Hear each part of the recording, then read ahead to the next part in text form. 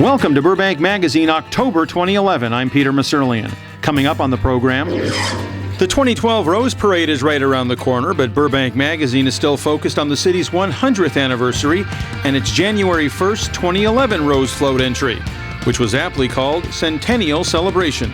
We'll take an in-depth look at the award-winning float, from design selection to its journey down Colorado Boulevard. Reporting from the Burbank City Council chamber on the second floor of City Hall, this is Burbank Magazine with Peter Maserlian.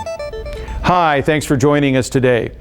It would be hard to live in Burbank this year and miss the fact that it's the city's 100th birthday.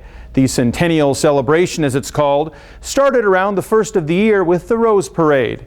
And as the following story will show you, Burbank Magazine started documenting the creation of the city's Rose Float long before it ever rolled down Colorado Boulevard. Well, the city of Burbank actually is observing its centennial in 2011. This is what most people saw of Burbank's Rose Float on January 1st, 2011. In fact, tens of millions of people saw it.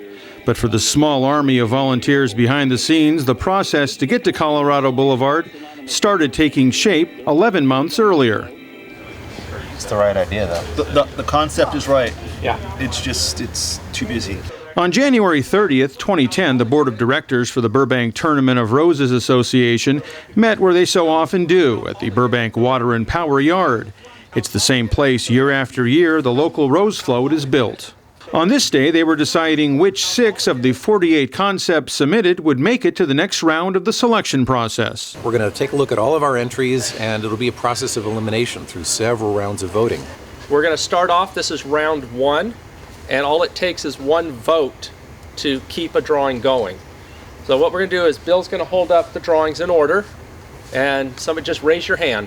And once we see at least one hand raised, we'll put it in the keep pile. Skate park, 100 years of being open.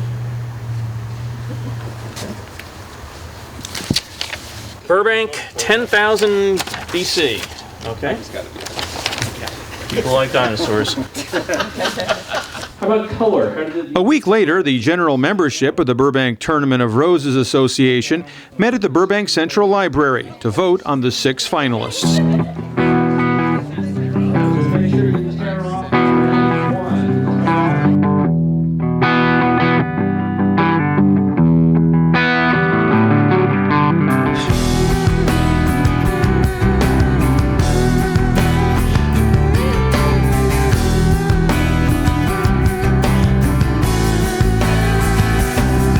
They went through several rounds of voting, and there was no shortage of agreement or disagreement, but there was a winner that members thought best captured the essence of the city's 100th birthday with the float Centennial Celebration.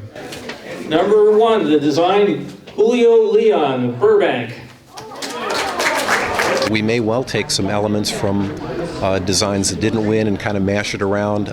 You never know what's going to happen when the design committee gets hold of the thing. So it's 30 inches I'm from the thinking base. if we want to move the output this way, it would give us more room if we didn't have that. By June, the committees were in full swing. The Deco Committee, the Construction Committee, and the Design Committee.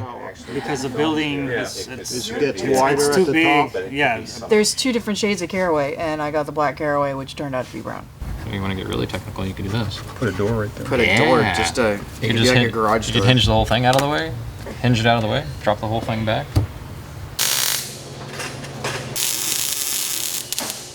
They even had folks with varying degrees of experience sign up for the welding class. This particular float, from what we started with, we're only using 1/3 of it, the back third of the original submission, and we're blowing it out. So it's really a float by committee. My name is Bob Hutt. On July 27th, Centennial Celebration was officially presented to the Burbank City Council. The leadoff is a hot rod car, which we have several car clubs in Burbank. And as a matter of fact, Highway 99 actually went through the city of Burbank on its way up to the farm fields in Northern California. We have a movie camera on top of a sound stage, and that boom will be animated. So it'll go left, right, up, down. The movie camera will also tilt. Between July and December, work continued on the float, and slowly but surely, the collage of local landmarks, personalities, and industries became more and more apparent. By December 4th, they were well into several rounds of foaming the float, and by December 11th, an inspection by tournament officials took place during the second test drive. Closing the door. Close the door. The outing also gave then Mayor Anya Renke a chance to see if she would be able to handle her New Year's Day driving duties. That's it. That's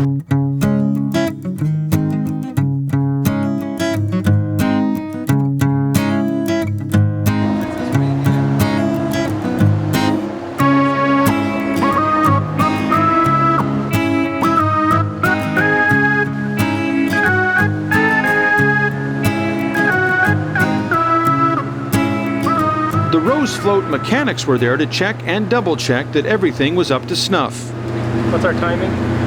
It's about 35 seconds from the time this starts, though. Okay. Not from the time of Everything was everything 35? Yeah. Okay, that's not bad. 2, 1. With pyrotechnics part of the design, Renke had to be prepared to flee the float in case of fire. Fire! Fire!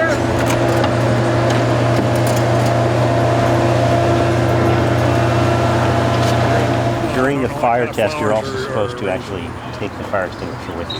Oh, okay. Nobody told me that. All right. Oh, okay. I was relying on the expert here, and he didn't tell me that. First job, bring the fire. Right. That's So always if there is blame to be cast,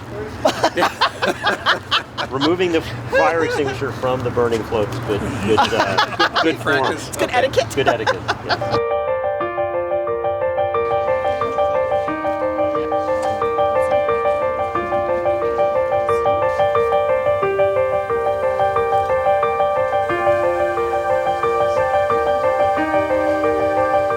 Over the next couple of weeks, major touches and the final touches were put on the Burbank Rose Float. At this point, the volunteers were trying to get ready for December 30th, the day of the first judging visit by officials from Pasadena.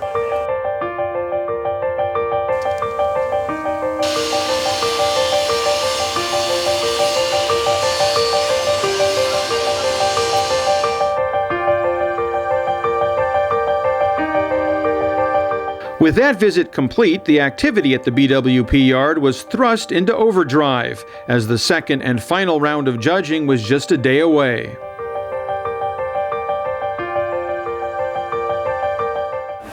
We've basically taken it from a painted plywood and foam base, and now we put some color to it. You can see the flowers are really bringing the things to life. It's really starting to pop, but we're under the crunch time. In a little bit less than an hour, we're going to be pulling this thing out. Our judging time is 2:15, and we want to be ready for it. You can see there's just a flurry of activity going on here. Well, and everybody who's come down here and taken part can really give themselves a pat on the back for a job well done. This thing has really come together in the last couple of days,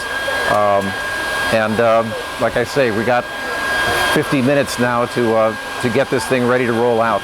Rolling out a little late was the Warner Brothers water tower, which volunteers rushed out to the Metrolink parking lot right next to BWP, where the final judging would take place. As a train left the station, the judges were pulling up, and the water tower was still not in place, but did eventually get situated with seconds to spare.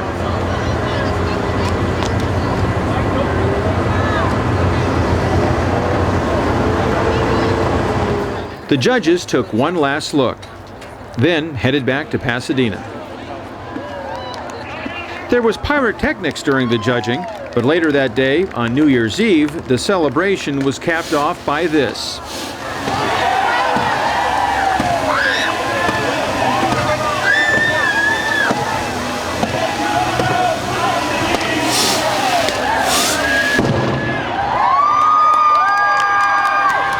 Then the float made its midnight journey to Pasadena, where all the hard work paid off. Reporting for Burbank Magazine, I'm Peter Masurlian. Okay, this one is the winner of the Founders Trophy, Burbank Tournament of Roses Association. Most beautiful entry built and decorated by volunteers from the sponsoring community or organization.